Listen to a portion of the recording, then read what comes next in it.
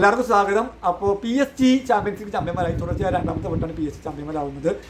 നിശ്ചിത സമയത്ത് 1-1 സമനില പാലിച്ച മത്സരത്തിൽ ആഴ്സണലിനെ 4-3 ഉള്ള പെനാൽറ്റി ഷൂട്ടൗട്ടിലൂടെയാണ് PSG തോൽപ്പിച്ചത്. PSG തുടർച്ചയായ രണ്ടാമത്തെ ചാമ്പ്യന്മാരായി.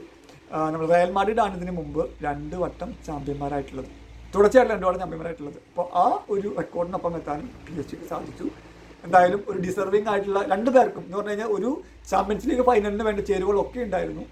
നിശ്ചിത സമയം 1-1, പിന്നെ എക്സ്ട്രാ ടൈം 0-0, പിന്നെ ഷൂട്ടൗട്ടിൽ 4-3 ജയിക്കുന്നു. അപ്പോൾ ഷൂട്ടൗട്ടിൻ്റെ കാര്യം പറയുകയാണെങ്കിൽ ഗോൾ അടിച്ചത് 5-ാം മിനിറ്റിൽ ഹാവേർട്സ് ആണ് ആഴ്സണലിനെ മുന്നിലെത്തിച്ചത്. 5-ാമത്തെ മിനിറ്റ്, കളി 5-ാമത്തെ മിനിറ്റിൽ PSG ഞെട്ടിച്ച് ഹാവേർട്സ് ആണ് ഗോൾ അടിച്ചത്.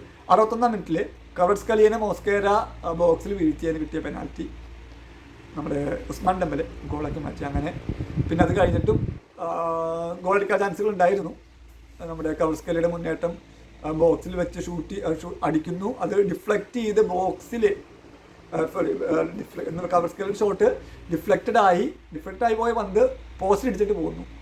പിന്നെ കളി കഴിഞ്ഞേക്കുമ്പോൾ ബാക്കോളി കിട്ടിയ അവസരം ബാക്കോളെ ബോക്സിൽ നിന്ന് പുറത്തേക്ക് അടിച്ച് കളയുന്നു. അങ്ങനെ കുറച്ച് അവസരങ്ങൾ കിട്ടിയിരുന്നു. പിന്നെ പെനാൽറ്റിക്ക് വേണ്ടിയിട്ട് അപ്പീൽ ചെയ്തത് ബോക്സിൽ വെച്ചിട്ട് കായസാക്കോടെ ഹാൻഡിൽ കയ്യിൽ പന്ത് കൊള്ളുന്നു. അങ്ങനെ അവർ PSG അലറി വിളിക്കുന്നു, പക്ഷേ അത് പെനാൽറ്റി കൊടുക്കുന്നില്ല. റഫറി അങ്ങോട്ട് നോക്കണ പോലും. പിന്നെ എക്സ്ട്രാ ടൈമിൽ എന്ന് പറഞ്ഞാൽ 90 മിനിറ്റ് നിശ്ചിത സമയം 1-1 കഴിഞ്ഞ എക്സ്ട്രാ ടൈമിൽ നമ്മുടെ മധുവേക്കേനെ ന്യൂനോ മെൻഡൻസ് ബോക്സിൽ വീഴ്ത്തി. പക്ഷെ അത് റഫറി വാറ് പോലും ചെക്ക് ചെയ്യണില്ല. ഡെക്ലൻ റൈസൊക്കെ റഫറിയോട് ഇങ്ങനെ അലറി വിളിച്ചിട്ട് പോയാണ്, പക്ഷേ റഫറി അത് വാറ് കൊടുത്തില്ല. അങ്ങനെ നമ്മുടെ നിശ്ചയ സമയം എക്സ്ട്രാ ടൈം അവസാനിക്കുന്നു. പെനാൽറ്റി ഷൂട്ടൗട്ടിൽ നമ്മുടെ PSG ആദ്യം പറയാം. PSG വേണ്ടി 5 കിക്ക് എടുത്തതിൽ ന്യൂനോ മെൻഡസിൻ്റെ കിക്ക് ഡേവിഡ് റയ തടുക്കുന്നു. ഈ ആഴ്സണലിന് വേണ്ടി കിക്ക് എടുത്ത 5 പേരിൽ എസ്ഐയുടെയും നമ്മുടെ എസ്ഐയുടെ കിക്ക് പുറത്തേക്ക് പോകുന്നു, നമ്മുടെ ഗബ്രിയേലിൻ്റെ കിക്കും പുറത്തേക്ക് പോകുന്നു. അങ്ങനെ 4-3 ആഴ്സണലിനെ തോൽപ്പിച്ച് PSG കപ്പ് എടുത്തു. തുടർച്ചയായ 2ാമത്തെ കപ്പ്. എന്തായാലും മാർക്കിന്യൂസ് ആ കപ്പ് ഇങ്ങനെ എടുത്തെടുത്ത് പൊക്കി.